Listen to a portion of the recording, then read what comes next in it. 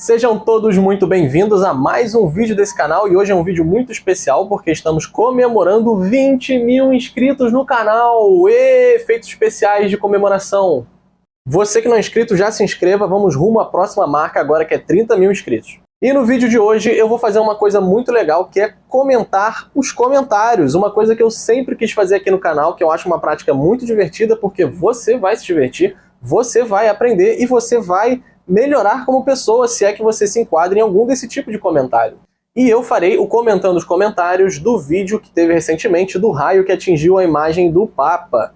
Porque foi um vídeo que deu bastante visualização, furou a bolha, né, de católicos, apareceu um bando de protestante, um bando de ateu, um bando de maluco, um bando de católico jujuba, um bando de católico bom. Você que me assiste agora, obrigado por ter se inscrito. Esse vídeo foi uma grande surpresa para mim, porque eu não imaginava que fosse atingir tantas pessoas. Eu gostaria de fazer um obrigado especial pro Pedro Regis, meu xará lá de Anguera, que comentou no vídeo sobre o meu vídeo, aparentemente ele assistiu primeiro.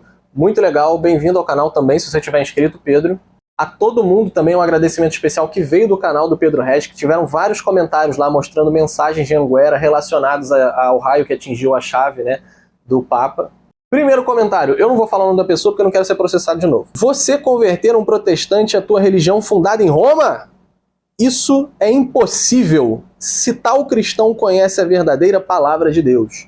Mentira, e sim, é muito possível. Fora da sua bolha de protestante, existe uma manada, centenas de milhares de pessoas estão se convertendo, graças a Deus, do protestantismo, do ateísmo, de outras maluquices, para a Igreja Católica, que é a igreja fundada por Jesus. Pessoal que se gaba tanto de ler o Evangelho, esquece as partes que Jesus funda a sua igreja, esquece a parte que que Pedro era o líder dos apóstolos. Jesus vira para ele e fala: Pedro, apacente as minhas ovelhas, e Pedro conduz. Depois que Pedro morre, vem o sucessor dele e assume o comando, né, dos apóstolos. Tem sempre um líder, e esse líder nós chamamos de Papa.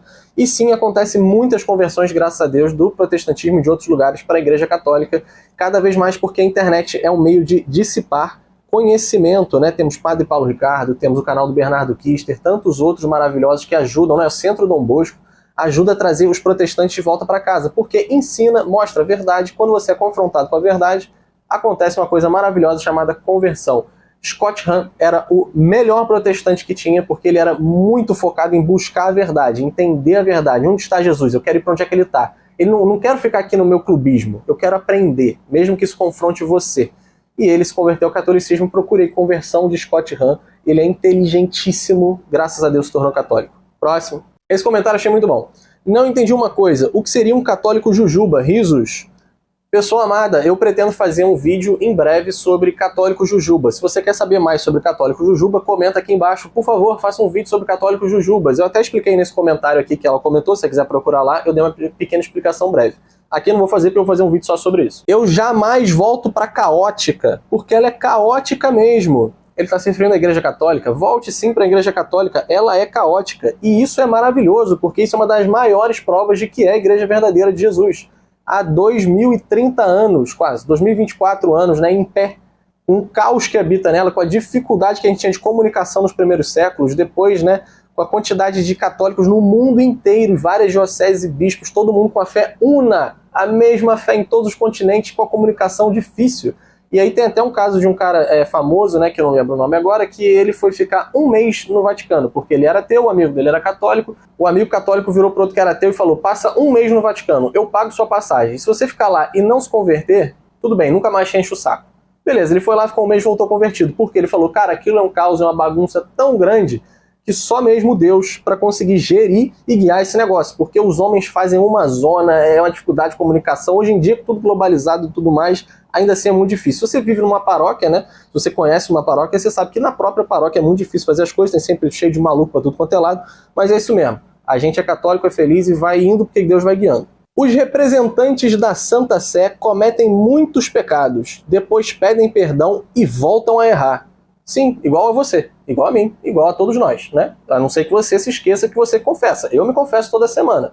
Então, a gente busca, né, a confissão, o perdão dos pecados. No confessionário a gente fala: Senhor, perdão, pois eu pequei e mereci o inferno, perdi a possibilidade do céu. Prometo nunca mais pecar. E volta a pecar. Mas a gente tem que tentar melhorar. Essa que é a questão. Agora, você apontar o dedo na cara dos outros porque o pecado do outro é público, é muito fácil, porque o seu pecado Não é público, meu caro, então é fácil de esconder. Mas você também faz isso. E assim, não é tão ruim, contanto que você se arrependa e depois peque, né? Erre sem querer ou assim, tentando acertar. Mas volte a se confessar e volte a frequentar a missa, né? Então vamos apontar menos o dedo para os outros e mais pra gente, porque a gente tá cheio de merda. Salve! Vou te dizer, não existe santo na matéria. Foram chamados de santos devido à aquisição. Aí eu mandei um quê? Aí ele falou, equisição, digo. Quê? Aonde está escrito na Bíblia que existe Papa? Assim, eu tenho um vídeo muito legal que eu mostro os erros dos protestantes, né, de forma muito clara. Eu vou deixar aqui na descrição se você quiser ver. Mas, assim, não diz explicitamente que o líder dos apóstolos é o Papa. Isso foi um nome dado depois e não tem problema. Não... Essa coisa dos protestantes de querer tudo na Bíblia é uma maluquice sem tamanho. E eu reponho a pergunta, né, eu refaço a pergunta, até uma pergunta nova a você, protestante. Por favor, me diga na Bíblia onde está o McDonald's, onde está o ônibus, onde está o Lava Rápido Hot Wheels, onde está o Aviões do Forró, porque nada disso consta na Bíblia e existe. A Bíblia não é um catálogo de objetos e coisas e situações que existem. A Bíblia não é isso que eles acham que é. Mas enfim, vamos que vamos. Começou até bem, mas depois não. E nem tudo na vida, né? Tudo que eu começo bem, depois eu acabo pecando e volto a me confessar. Bem-vindo à vida humana. É o diabo contra o Papa e a favor dos conservadores fascistas do Brasil. Meu irmãozinho, acho que você tá muito perdido. Assim, você quis botar política no meio do negócio, que fez uma maluquice de, nossa, volte 5 casas, reze o terço, vai se confessar e com muita esperança Deus te explica o que está acontecendo na igreja, que você está muito longe de descobrir. Se conversa a Jesus, ele está voltando. Converso. Maldito o homem que confia no homem. De fato.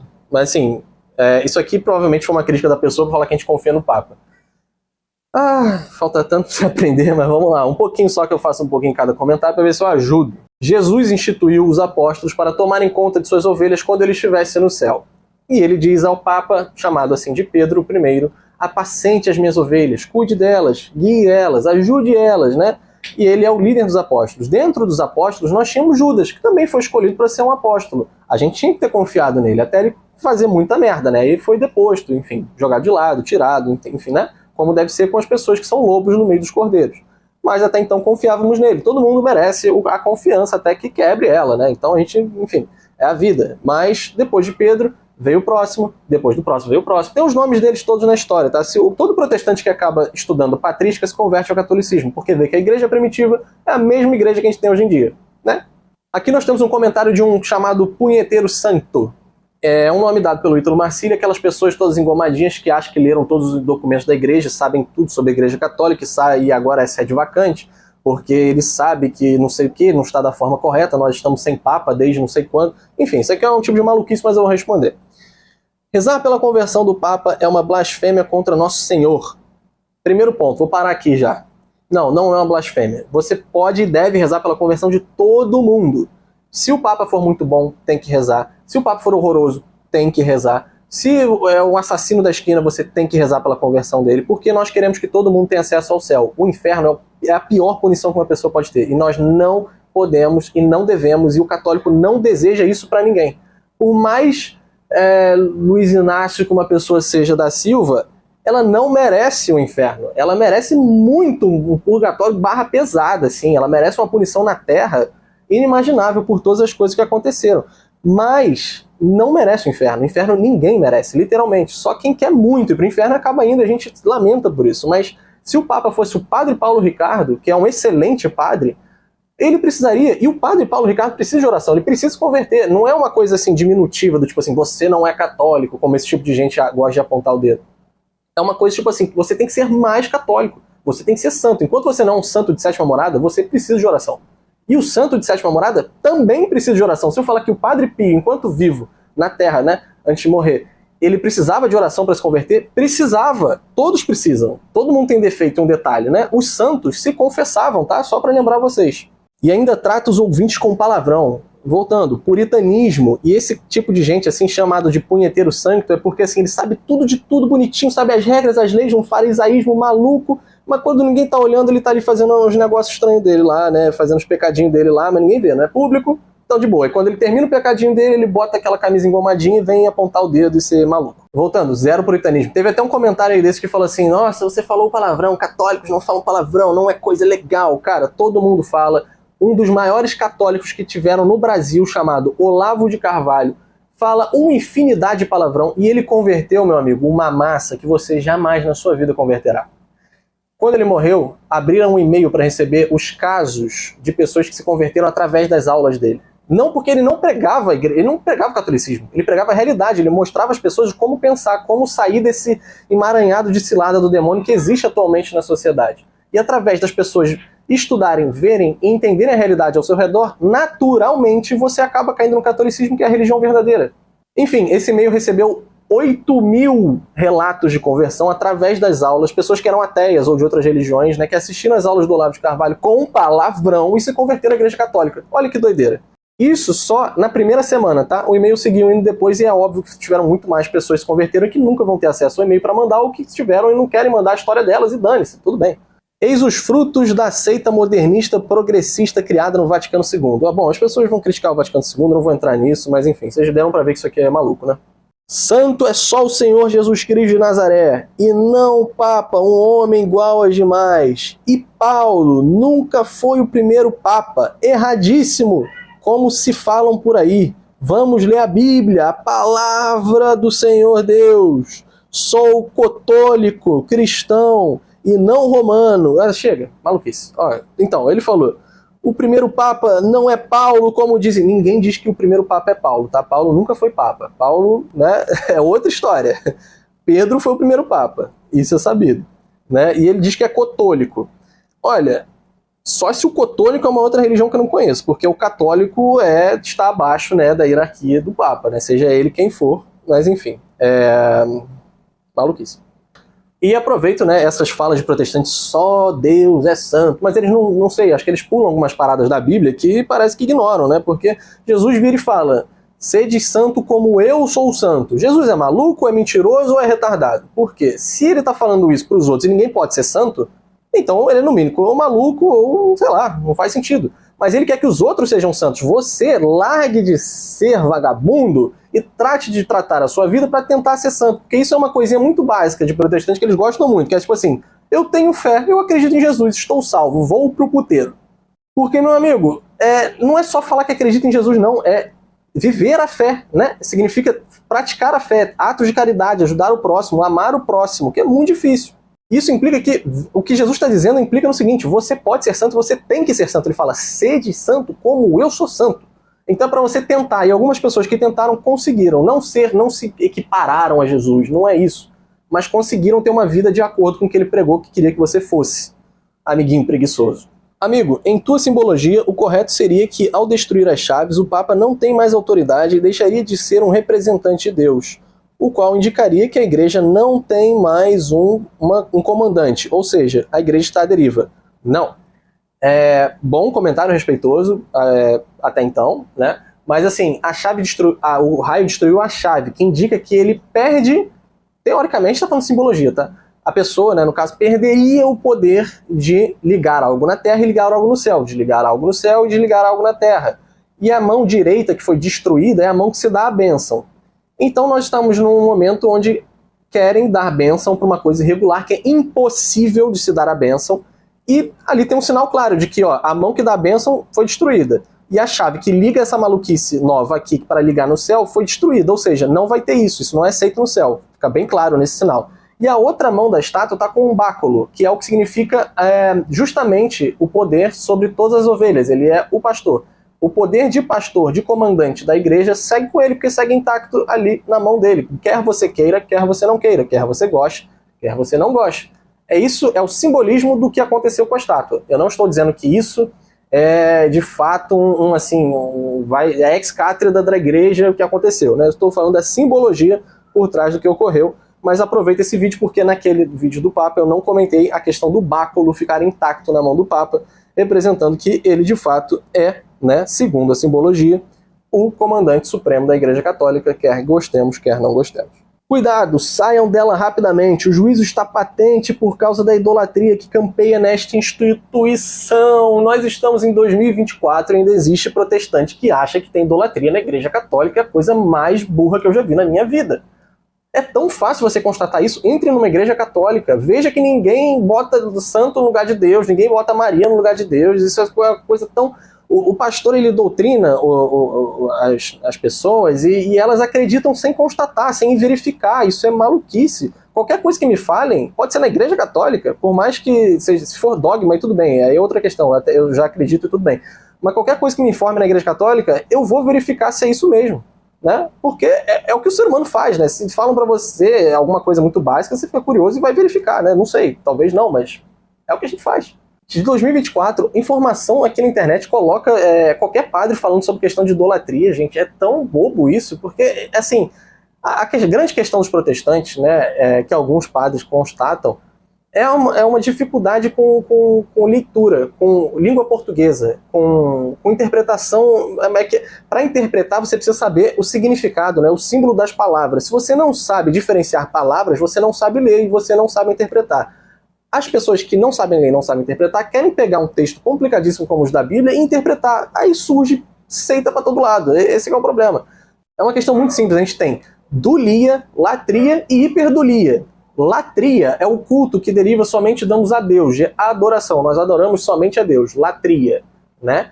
E dulia é veneração. A gente venera os santos, a gente não adora os santos. Eles falam, é a mesma coisa, é a mesma coisa. Falar que é a mesma coisa que você falar que um colchão é igual uma cadeira de plástico. Não tem nada a ver uma coisa com a outra. Não, nada a ver. Mas é o que eu digo, saber o significado das palavras. Se você não sabe o que é o ato de correr e o ato de deitar, aí é tudo a mesma coisa mesmo, porque você não sabe, você vai botar um lugar do outro e ninguém vai te parar, você vai criar cada maluquice disso aí. Outro protestante, tu já leu os 10 mandamentos que está escrito em Êxodo 20? Tem. Não, eu nunca li, eu sou retardado. Olha, eu vi... Ah, pelo amor de Deus. Eita! Eita! Meu filho, gostei da sua fala sobre o referido fato e me inscrevi no seu canal. Mas não gostei do palavrão. Um verdadeiro católico não fala palavrões. Muito obrigado por se inscrever, fico feliz que você esteja entre nós. E aqui eu volto a dizer o que eu já disse algumas vezes. Sim, católicos falam palavrão. Você fala quando você chuta a quina de algum lugar.